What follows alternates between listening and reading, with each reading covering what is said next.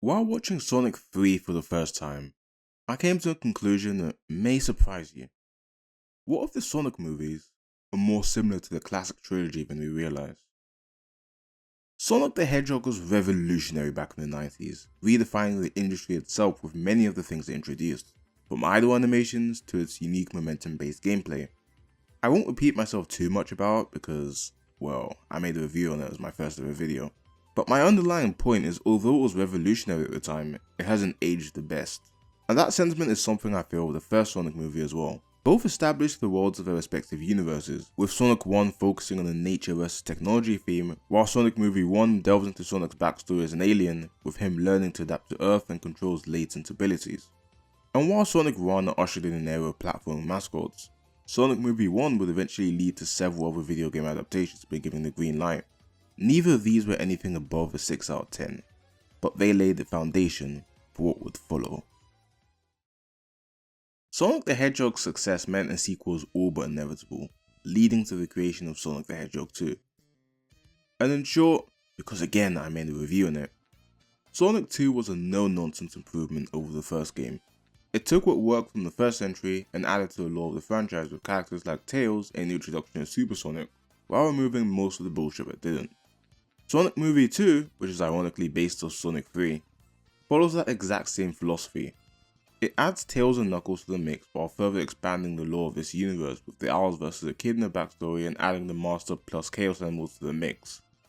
Much like Sonic 2, the second installment in the movie franchise has a focus on teamwork above all else, with Sonic and Tails fleshing out the relationship in the first half and Knuckles coming to understand and respect Sonic in the second. However, as good as these products may be, even they couldn't compare to what would come next. And that brings us to the final entry, Sonic the Hedgehog 3. This, in my opinion, was the best out of the classic trilogy, with a great story, great visuals and music, and even better game mechanics. It introduced Knuckles the Echidna, who was emotionally manipulated by Eggman, and made the stakes as high as they'd ever been, with it marking the start of the Super Sonic final boss trend. While there's so much more I could say about it, oh wait, I have! The final entry of the classic trilogy managed to expand what works about Sonic 2, while also incorporating ideas from the first game in a much better way. Sonic Movie 3 is no different. Although based on Sonic Adventure 2's story, a lot of the themes share obvious parallels with Sonic 3. Shadow, while having a completely different reason to fight than Knuckles did, is still a character driven by something.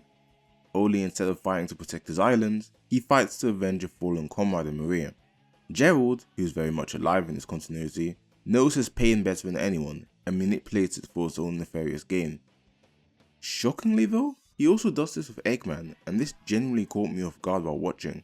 You see, throughout the movie, Gerald isn't quite as menacing as he was in SA2, with him being quite the goofball villain for most of the film's runtime. While I'm immediately mixed on that, I love the idea of Gerald emotionally manipulating someone who has proven to not really care about anyone else, by acting as the father figure he never had. And it makes that scene in the final act where he tells Eggman he doesn't give a flying fuck about him really heartbreaking. The stakes are higher than ever before as Gerald is plotting to destroy Earth and himself, and Tom nearly gets killed by Shadow, pushing Sonic to his emotional limit as he nearly throws hands with Knuckles over the Master Emerald, and then nearly kills Shadow in a fight that reminded me so much of Majin Vegeta vs Goku, and I sincerely love that about his character here. This is the best interpretation of movie Sonic so far, and I hope that continues into the next film. To wrap things up, the fan service and comedy in this film is out of this world. Not only do we get in so many references from the games, both subtle and blatant, but they poke fun at several jokes the fans have made over the years. Sonic calling Shadow a hot topic, for instance, that's from the SA2 fan dub. It will seem to you bitches have come to a standstill in Tarzan's forest. You have 13 seconds before the island fucking explodes, you hot topic wannabe, and you blue gumball son of a bitch. You have done nothing but destroy my lives. I hope you both die. Hot topic? No, my secret! And Shadow watching a show about Latinas? That's linked to the meme about Shadow liking Latinas. Why do you want to go to Mexico? I just love Latinas, Sonic. What? Adios, amigo. The adult humour is also surprisingly well made, with lots of jokes targeted towards the older demographic of fan. Tom swooning over the female gun agent and Gerald's joke about women in the military were highlights for me in particular. This begs the question though, what will movie 4 be? Judging from the post-credit reveal, my bet is on the Heroes adaptation.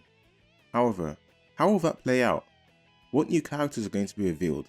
Will Black Doom ever get involved in these films? To me anyway, it feels like movie 4 is gonna feel like Adventure 1 in terms of themes, and I can't wait to see it. With that being said, I'm gonna end things off here. If you haven't watched the third movie yet for whatever reason, go and watch it.